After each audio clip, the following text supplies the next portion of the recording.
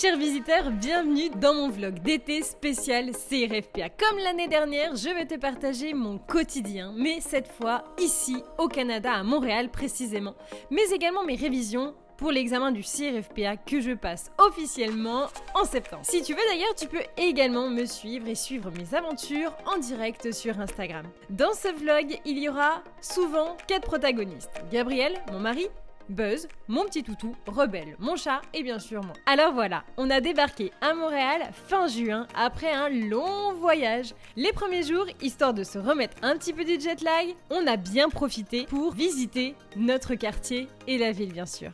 On habite dans un petit quartier à l'est de Montréal. On a environ 40 minutes pour rejoindre le centre-ville, mais ça ne nous empêche pas d'y aller souvent, de profiter notamment les soirées pour aller visiter, voir notamment des battles de danse. J'adore cette ville. Elle dégage une certaine énergie positive. Alors, quand j'ai su que j'allais préparer et réviser le CRFPA à Montréal, ici, eh bien, j'étais très vite rassurée par les bons moments que j'allais passer dans cette ville. En plus, l'été à Montréal, ça ressemble à ça. De la musique, des festivals, des moments sympas, des pique-niques, des moments en pleine nature, bref, tout pour me permettre d'être dans un bon mood positif pour l'examen. Et d'ailleurs, je te conseille vivement, si tu as la possibilité pendant tes révisions CRFPA, de prendre des moments pour être un petit peu dans la nature, pour profiter de tes amis, voir ta famille. Ne reste pas enfermé toute la journée seul. C'est mauvais pour ta santé mentale et je te promets que ce sera pas bénéfique pour tes révisions. Alors n'oublie pas de prendre soin de toi. C'est hyper important d'être bien dans sa tête pour être en pleine capacité pour bien réviser. Et ici, c'est l'idéal pour être bien. Un autre truc méga kiffant ici, c'est la nature et plus précisément les écureuils. C'est simple, il y en a partout. Si à Paris, il y a un rat par habitant, ici je pense qu'il y a un écureuil par Montréalais et c'est bien moins beurre que les rats parisiens.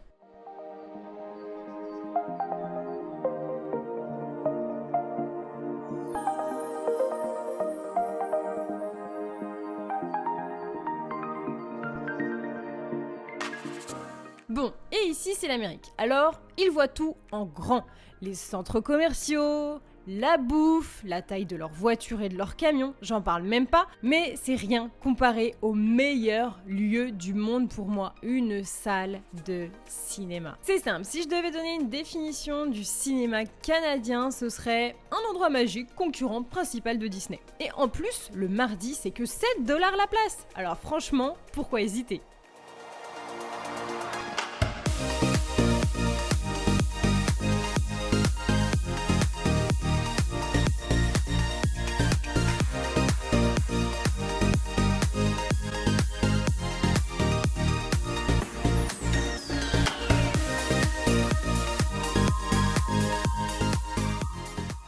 Promis. Après, je te montre que je travaille aussi le CRFPA. Mais avant toute chose, je veux te montrer un autre de mes endroits préférés sur cette terre.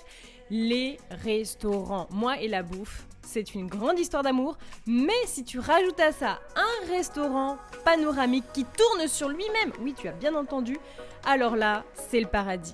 On est allé chez Portus 360, donc un restaurant 32e étage qui tourne sur lui-même.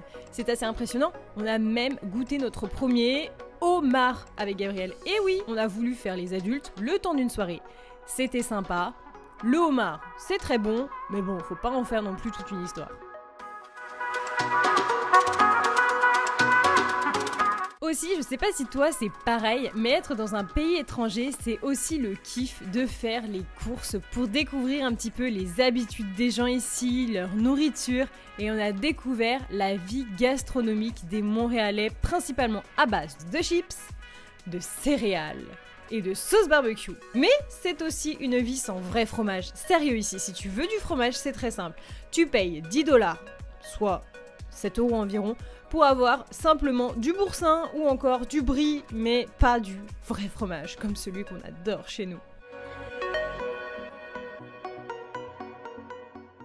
Alors c'est parti, je te prouve maintenant que je travaille un peu. Mon quotidien, c'est aussi travailler sur de nombreux projets. Pour ça, je suis pas complètement seule puisque je travaille beaucoup avec Gab. Donc on se fait des sessions canapé travail. Alors on s'engueule un peu, on n'est pas toujours d'accord, mais ensemble on arrive toujours à trouver une solution. C'est simple, il s'occupe surtout du côté graphique de mon travail et il m'aide aussi à prendre les bonnes décisions et parfois à cadrer un peu mes ambitions.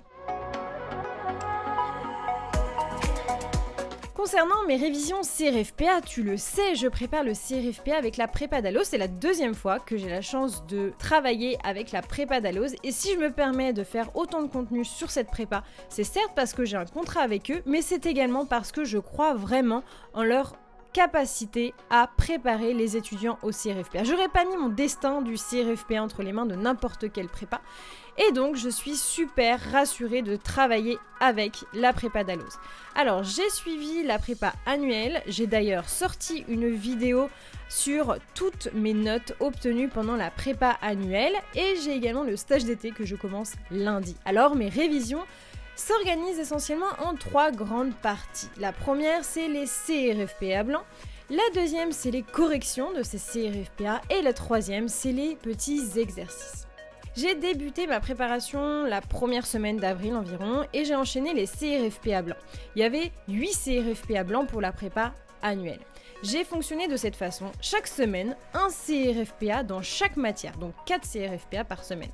Le reste du temps, je le consacrais à mon activité professionnelle ou encore bien sûr aux corrections de mes CRFPA. Si te concernant, tu débutes tes révisions du CRFPA, je tiens vraiment à te rassurer. Beaucoup d'avocats, beaucoup de professionnels expliquent que réviser le CRFPA à partir de juillet, c'est possible en fonction bien sûr des acquis que tu as déjà en toi en termes de connaissances, mais il ne va pas falloir que tu culpabilises ou que tu commences à t'angoisser de trop. Mets-toi au travail et essaye de trouver des moyens de te rassurer pour que tu puisses justement te concentrer essentiellement sur ton apprentissage et pas sur ta peur d'apprendre.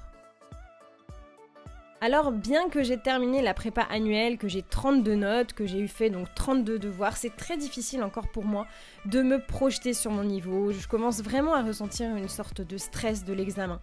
En fait, je crois que je suis en train concrètement de prendre conscience que j'ai envie, mais j'ai vraiment envie de réussir cet examen. Il est peut-être un peu tôt pour commencer à stresser, mais j'ai vraiment envie de réussir. J'ai envie de pouvoir être fière de moi, d'avoir réussi à clôturer comme il se doit mon parcours universitaire qui, ces 2 dernières années, a été un petit peu mouvementé. Aussi, j'ai été refusée dans tous les Master 2 que je souhaitais intégrer. Donc, à la rentrée, je crois que je vais pas avoir beaucoup le choix que de m'inscrire dans mon Master 2 qui suit mon Master 1, un Master 2 qui ne m'intéresse pas, dans lequel je vais pas être épanouie, je le sais.